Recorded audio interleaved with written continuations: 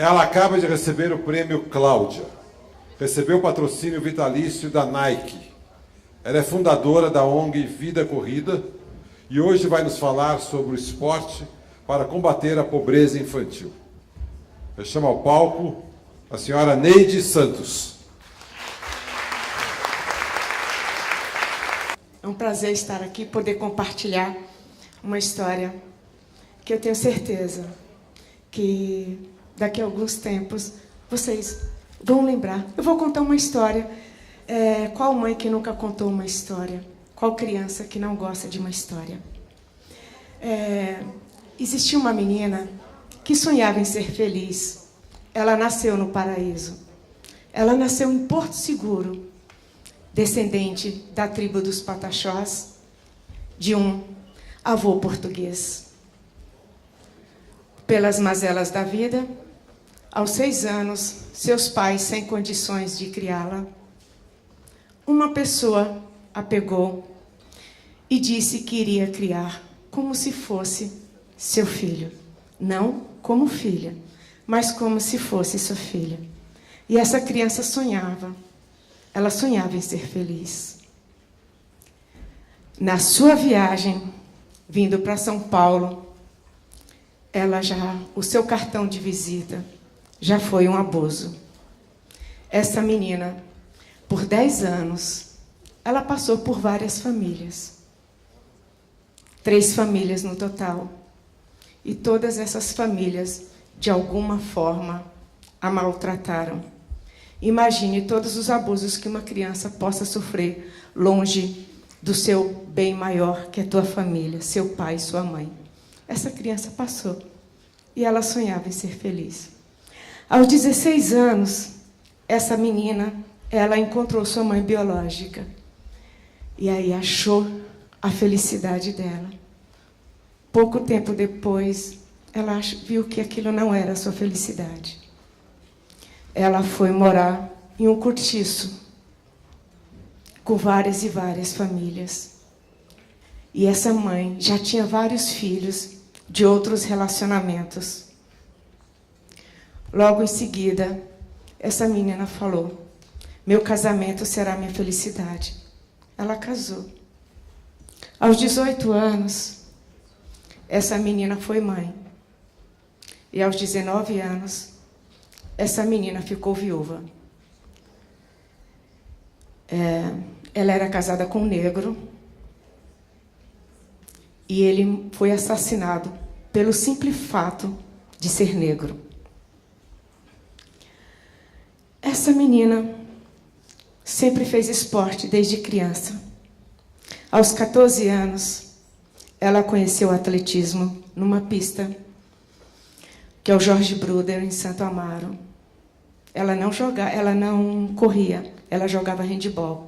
Faltou uma criança no revezamento 4x100, e aí o professor falou assim: vamos pôr ela é tão magra que qualquer coisa o vento leva e ajuda e ela vai fazer uma boa prova. Rapidinho ele me chamou e me explicou que era revezamento, eu não conhecia bem a modalidade. Ele falou o seguinte: você vai pegar um pedacinho de pau e correr o mais rápido possível, você vai fazer a última volta. E assim eu fiz.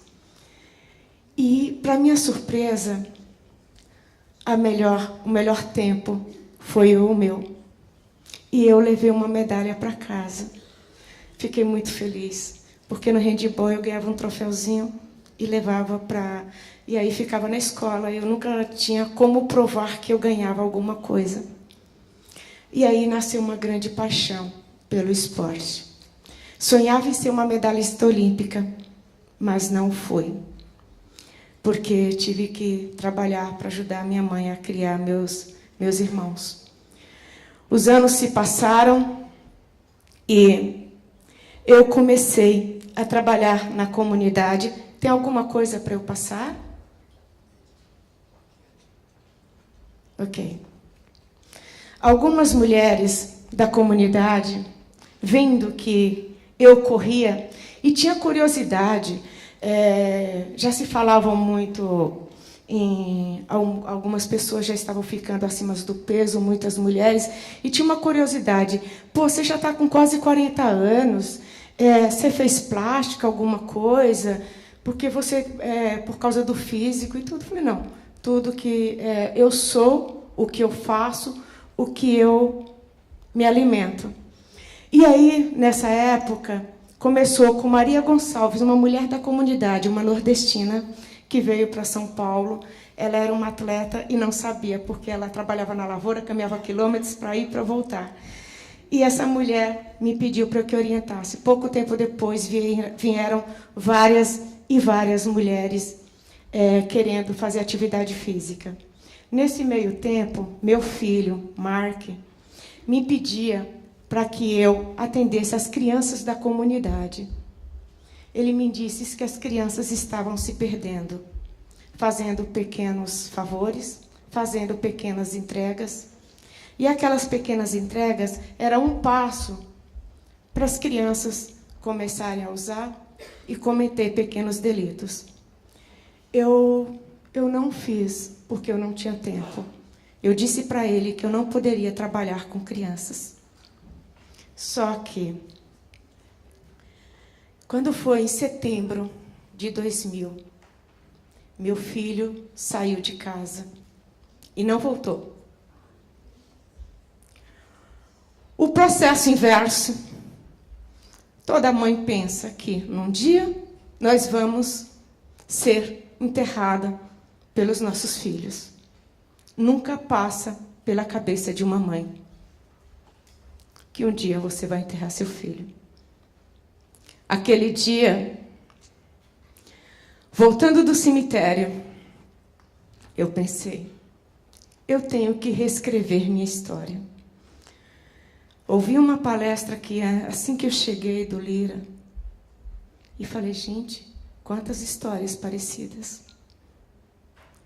Eu não queria mais ver o nome da minha família estampado numa coluna falando sobre violência. Mas histórias como a minha, na minha comunidade tem muita. E eu tinha que mudar o curso dessa história. Eu comecei a atender as crianças da comunidade. Eu amava a minha redoma, amava o que era meu. Precisou, não me envergonho de dizer isso, precisou eu perder meu filho para eu aprender a amar os filhos dos outros e fazer uma mudança social. Eu tinha que dar uma resposta para uma sociedade. Eu sempre fui uma rebelde, mas uma rebelde com causa.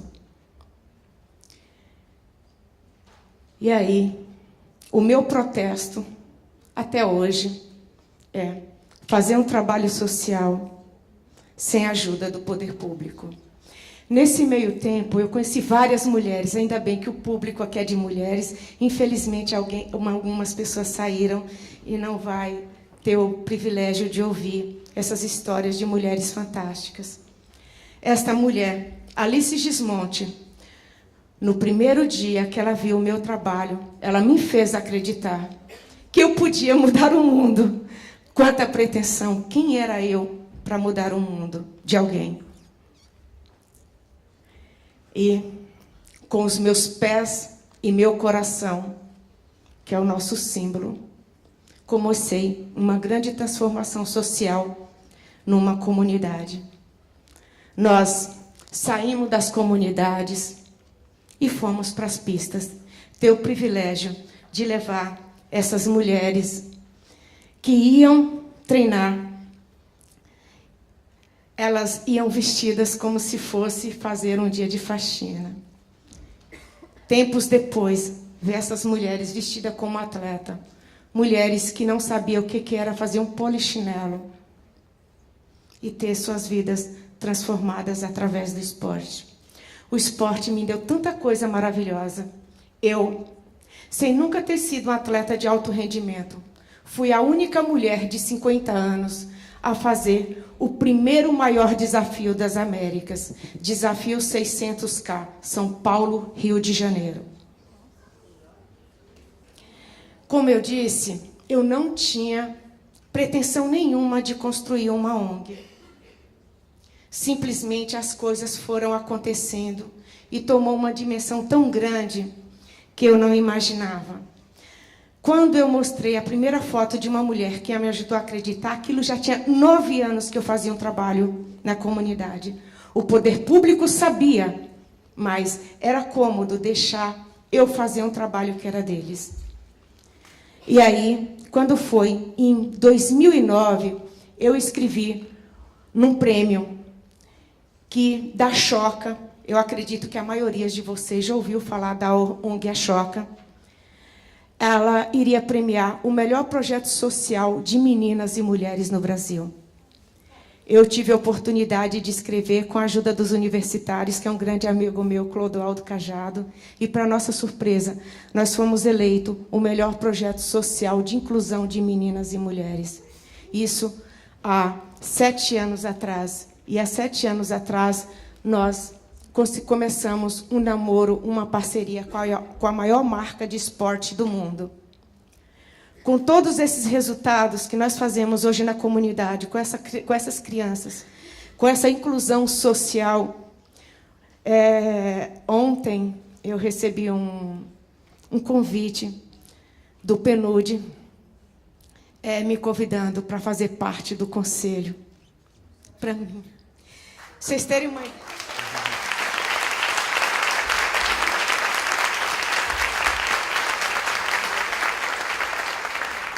Quando eu vi que o endereço era da Embaixada da ONU, gente, vocês não imaginam o tamanho da minha felicidade.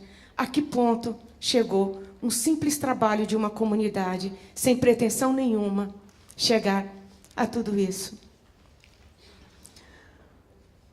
Dentro do projeto, nós começamos a atender, um dos desafios foi atender algumas crianças com portadores de necessidade.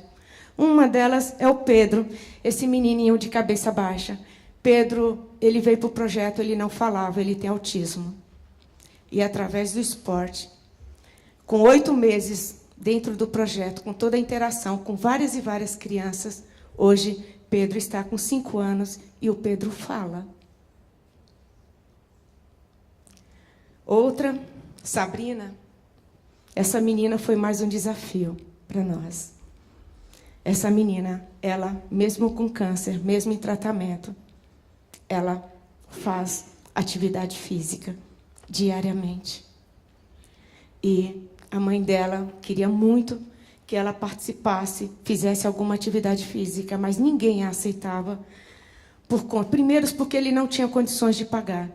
E outro, porque eles falavam que não teria professores para atender crianças assim, por conta de várias e outras desculpas, né? E foi um dos meus grandes desafios. É uma das coisas que eu mais agradeço a Deus hoje, é por ter aceitado todos esses desafios que apareceu na minha vida. Não só o desafio 600K São Paulo, Rio de Janeiro. Essa comunidade que tirou minha família, essa comunidade que achava que eu não seria feliz, essa comunidade me deu mais de 500 filhos.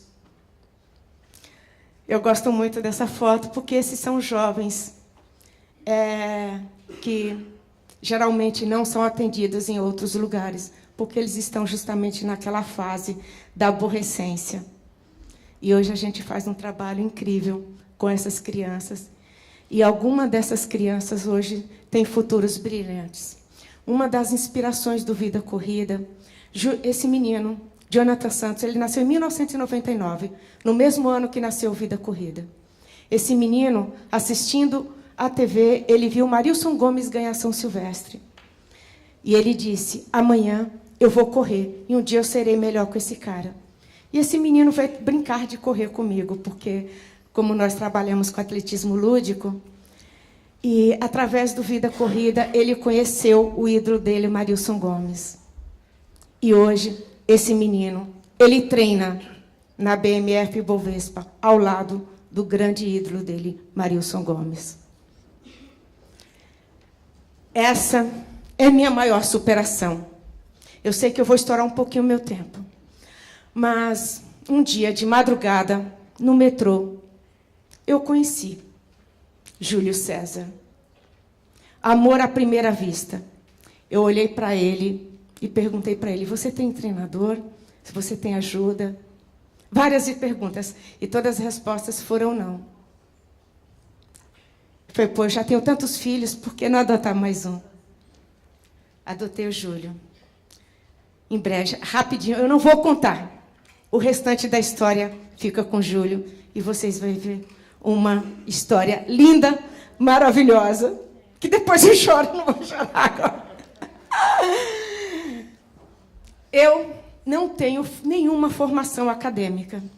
Eu sou simplesmente uma líder comunitária.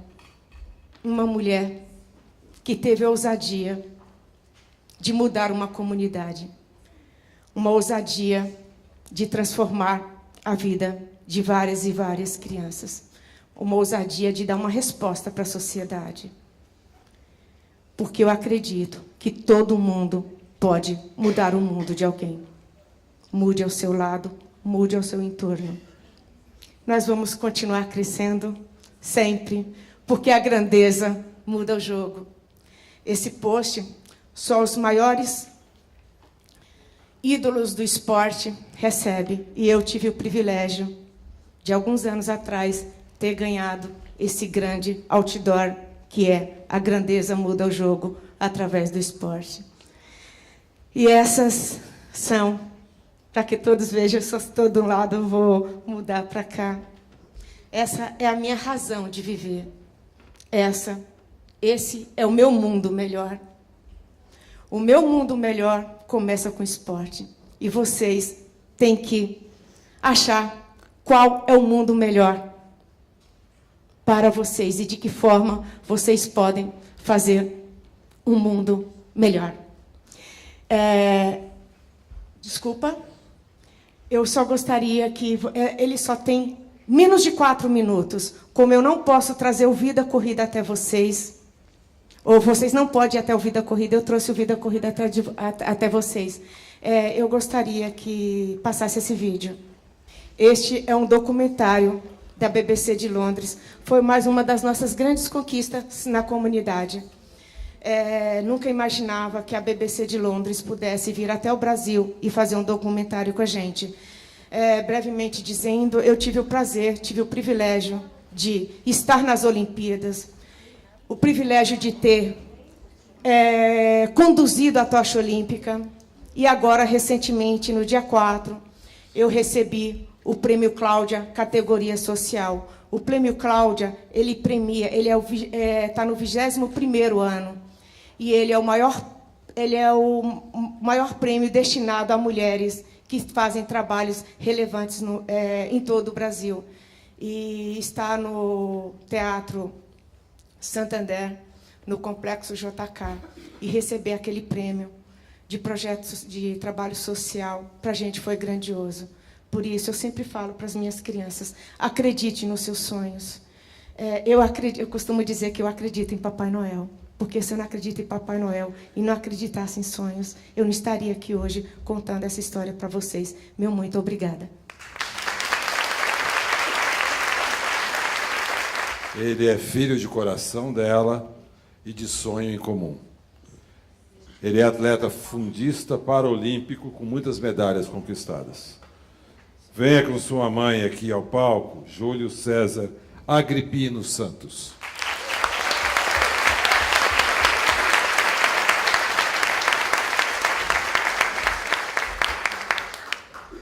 Primeiramente, bom dia. Bom, queria me apresentar mais uma vez. Meu nome é Júlio César Agripino dos Santos, né? Eu sou atleta paralímpico e deficiente visual. E queria contar um pouquinho da minha história para vocês, né? Minha história é assim. Eu, desde pequeno, tive uma vida meio que difícil, né? Quando eu tinha aproximadamente 3 anos de idade, meu pai foi assassinado, né? E até então minha mãe, ela fez o papel de pai e mãe ao mesmo tempo. Não foi fácil, porque tinha minha irmã também para criar.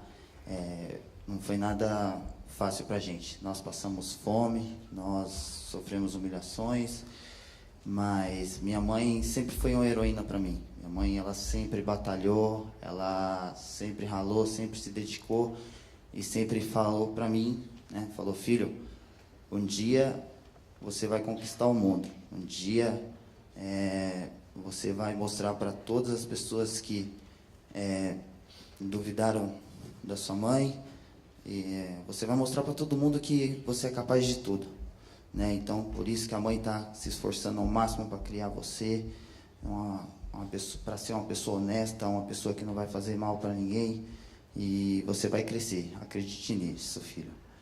E passei por muitas coisas, né? Com aproximadamente 6, 7 anos, fui descobrido com ceratocone, né? Nós não tínhamos condições para cuidar dessa doença. Até então era uma doença simples, mas devido às nossas condições, né, complicou um pouco e esse problema foi se agravando, né? Hoje eu tenho aproximadamente 10% de acuidade visual e do olho esquerdo eu praticamente já não enxergo mais nada, só enxergo vulto, né? E aos 18 anos eu comecei a trabalhar numa empresa de essências e aromas, né? E até então eu já corria, eu já praticava atletismo pelos meus tios. Eu fui descobrir o esporte pelos meus tios. Meus tios me incentivaram, né, a correr. Depois de uma partidinha de futebol, aquela famosa voltinha, volta do campo. E aí eu comecei a pegar amor pelo esporte, né? E trabalhando nessa empresa, os funcionários de lá viram o meu potencial, viram o amor que eu tinha pelo esporte. E até então eu entrava nas corridas de rua como pipoca, ou seja, aqueles atletas que não têm inscrição e entrava na competição por correr mesmo, mas não ganhava medalha, não ganhava kit, não ganhava nada. E pelo fato de eu não ter condições, eu fazia isso, né, para estar perto do que eu amo. E esses funcionários, eles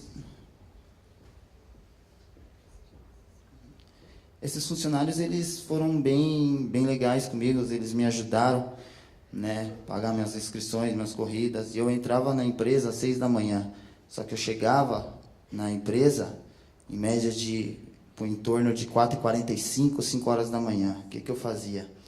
Corria dentro do estacionamento. 6 horas da manhã eu entrava no meu turno de trabalho e para começar a limpar 12 banheiros ou mais. E isso não me envergonha, né? Não me envergonha porque tudo que eu sou hoje foi graças ao que foi construído lá atrás, né? Eu saí dessa empresa, conheci um amigo, o Cláudio, e ele me colocou, né, perto de um anjo. Foi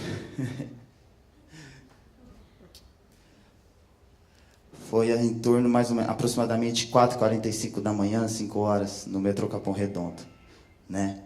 E aí eu conheci a Neide, e a Neide falou um pouco para mim do projeto, todo o trabalho que ela fazia e tal, perguntou se eu tinha treinador, e eu falei que não. Então, eu realizei um dos meus sonhos, que era participar do evento da Nike, o Corrida 600K, né?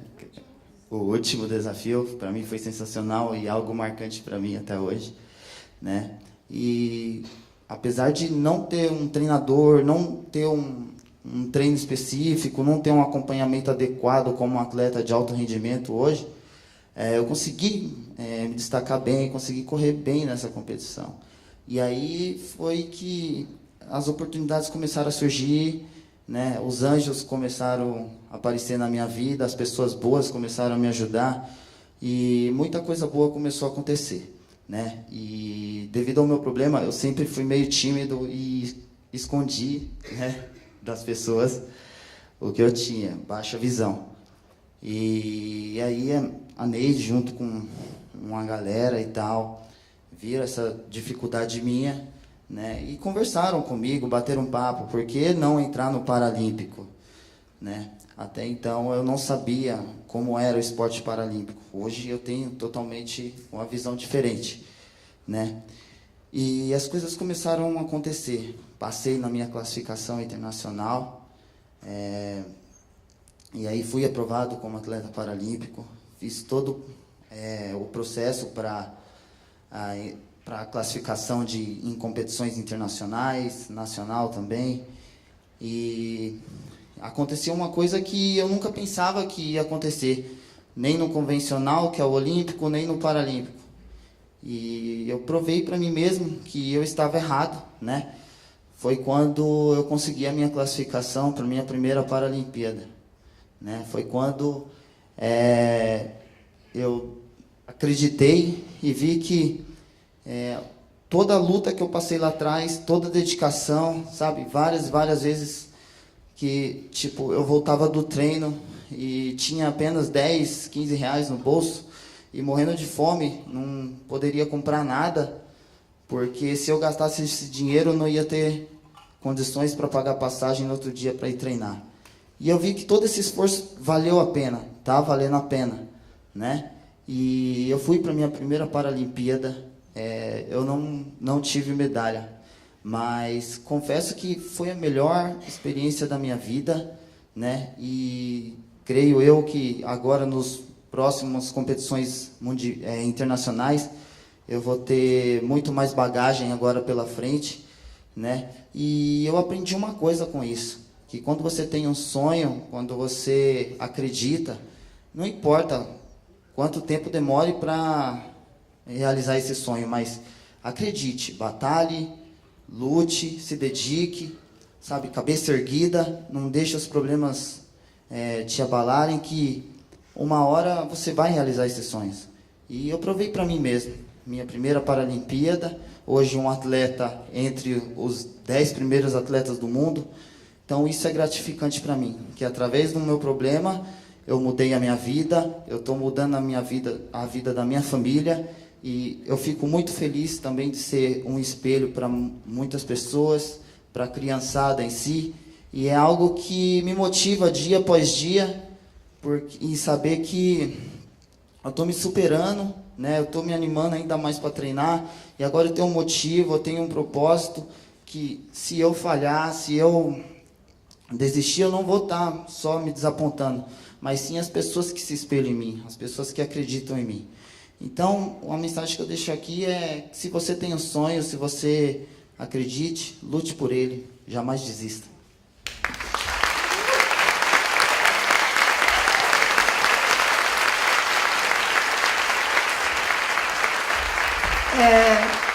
Só vou deixar um recado. Não é bem um recado, é uma coisa que eu sinto. Diga, eu te amo hoje. Peça perdão hoje. Porque talvez amanhã a pessoa que você mais ame não esteja aqui para dizer, para ouvir, eu te amo. Obrigada.